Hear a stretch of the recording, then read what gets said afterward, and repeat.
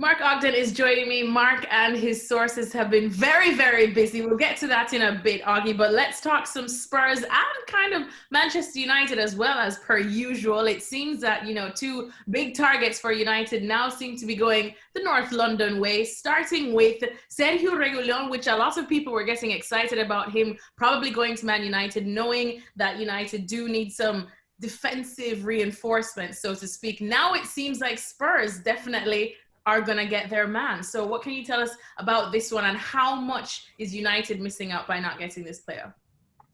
Well, United won't pay basically a selling fee to Real Madrid. I think United are very wary of doing that when they sign players. It's a similar thing with Erling Haaland last year. They won't sign players which involves losing part of the fee they sell them for later down the line, which is understandable if you're a club of Man United stature. You don't want to be dictated to by the player. So, United feel that they need competition and cover for Luke Shaw. If they can get somebody to challenge him, they can then move Brandon Williams to challenge Aaron Wan-Bissaka. So United felt the deal didn't stack up for them. So Tottenham have stepped in and, they need a left back. And I think, for Spurs, Mourinho is trying to add the quality and the experience to his squad. And I think with Reguilon, he's doing that. He's making Spurs better in the department. They need improvement.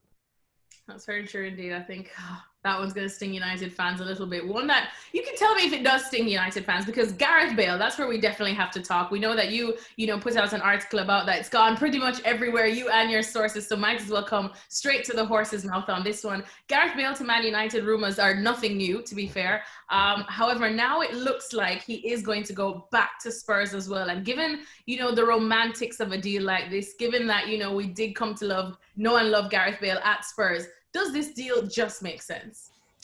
Well, I'm in Manchester today, and the weather is beautiful, and people say it always rains in Manchester, so it can't be the weather that's putting Gareth Bale off. I think what it is, United told Bale that he's been talking to Alexis Sanchez. Yes, well, exactly. United are interested in Bale, but their interest stems on what happens with Jadon Sancho. So Bale felt that, he could wait for 2 weeks and then find that United suddenly signed Sancho and he misses out on the move. With Tottenham, he knows that the deal is there to be done now. Spurs want him back. There's a big deal to be done in terms of the money, but Spurs are speaking at Real Madrid. Real are happy to let him go. I think Bale realises at 31 he needs to play. He's got Euros at the end of this season with Wales, and playing for Tottenham, he won't play a big game. I don't think they'd expect him to play 38 league games, but playing for Spurs gets him back in that picture. I think it's a great deal for Tottenham. I think in an ideal world, he probably would have gone to Man United. I think they say never go back, but he goes back to Tottenham knowing that they're a much better team, better club than they were when he left in 2013. So Spurs get a player with plenty of experience, somebody that can lift the level in the dressing room.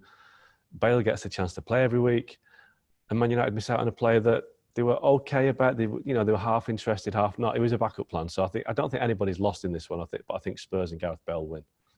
What's it going to take to get this kind of a deal over the line? Because we understand that, Real Madrid are making it probably a bit more difficult than Spurs would like them to. I know you as well put out in your article that Jose Mourinho kind of has had to step in and give his blessing over a deal like this, because we do understand that it is going to involve a lot of coin as well as some other stuff. So what's it going to take to make this deal get over the line? Well, Gareth Bale earns around £600,000 a week at Real Madrid. So, that is a huge, huge deal for anyone to cover, and Tottenham won't cover that, clearly. Real Madrid may have to pay maybe 2/3 of that to actually make it happen. They need to cut their wage bill. Ideally, Real Madrid would sell Bale for about €20 million, but I don't think Spurs are going to pay for Bale and pay his wages. So a lot of negotiation needs to take place in terms of the money. But Bale wants to leave. Real want to get rid because he doesn't play anymore. Tottenham wants him. So all parties are in agreement they want this deal to happen. And when that's the case, that usually means it happens. But there will be a bit of certainly financial to and fro going on here. But I wouldn't be surprised if Tottenham get Bale over the line before the weekend, and he could make a debut against Southampton, his former club. So I think he's moving quite quick, and I don't think it'll be too long before Gareth Bale's a Tottenham player again. Thanks so much for watching ESPN on YouTube. And for more sports highlights and analysis, be sure to download the ESPN app. And for premium content and live streaming, subscribe to ESPN Plus.